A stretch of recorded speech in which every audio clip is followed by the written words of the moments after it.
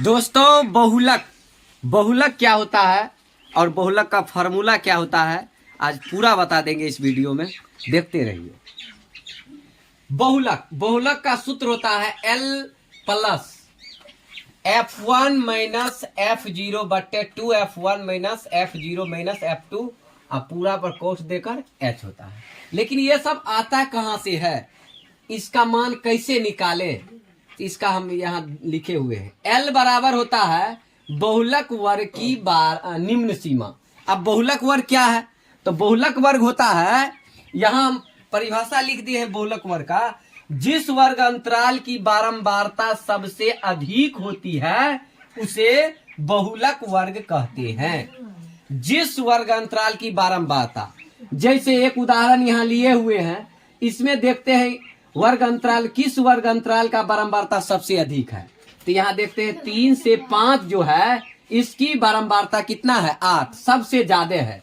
यानी 3 से 5 जो है क्या हो गया, हमारा बहुलक वर्ग हो गया, का है इसका बारंबारता सबसे अधिक है। तो बहुलक वर्ग की बारंबारता यानी बहुलक वर्ग की निम्न सीमा। तो बहुलक वर्ग क्या हुआ, तो बहुलक वर्ग हो गया 3 से 5 हुआ ना। इसका निम्न सीमा L बहुलक वर्ग की निम्न सीमा। अब कैसे समझेंगे, ये निम्न सीमा है, ये उच्च सीमा है।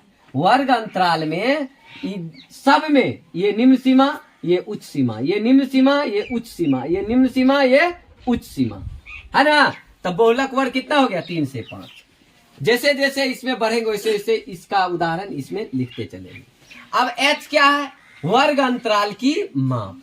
वर्ग अंतराल की माप, जैसे यहाँ 1 से 3 है, तो 1 से 3 है ना, तो 3 में से 1 घटाइए, कितना हो गया, 2। उसके बाद है 3 से 5, तो 5 में से 3 को घटाएं, कितना हुआ, 2। यानी किसी उच्च सीमा को और निम्न सीमा को घटाते हैं, जितना होता है उसी को कहते हैं H। उसी को क्या कहते हैं, H, यानी वर्ग अंतराल की माप कहते हैं। तो यहाँ वर्ग अंतराल की माप यानी H बराबर कितना हो गया, L पहले इसका निम्न सीमा कितना हुआ, 3।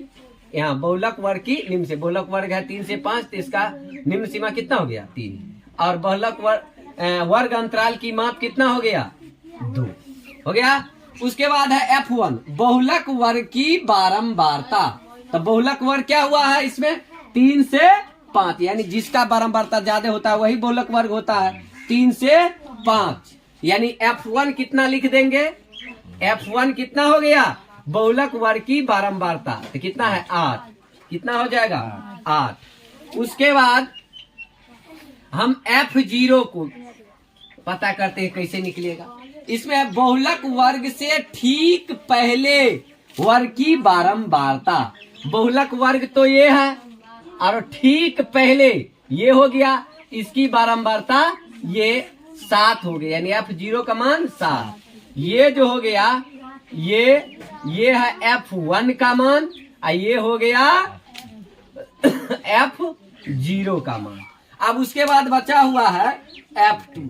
F2 है बहुलक वर्ग के ठीक बाद में, अरे ठीक बाद में, बहुलक वर्ग तो इन है और ठीक बाद में आने वाला इन है, कि वर्ग की बारंबारता कितना है, 2। यानी ये कितना हो गया, F2 2 हो गया। तो F2 यहां लिख देंगे 2। अब इसका सूत्र होता है बहुलक बराबर, यहाँ ऊपर में लिख दिए हैं सूत्र, बहुलक यहाँ होता है L का मान। L कितना है, 3। उसके बाद है F1, F1 कितना है रे, 8। F2 कितना है, 7।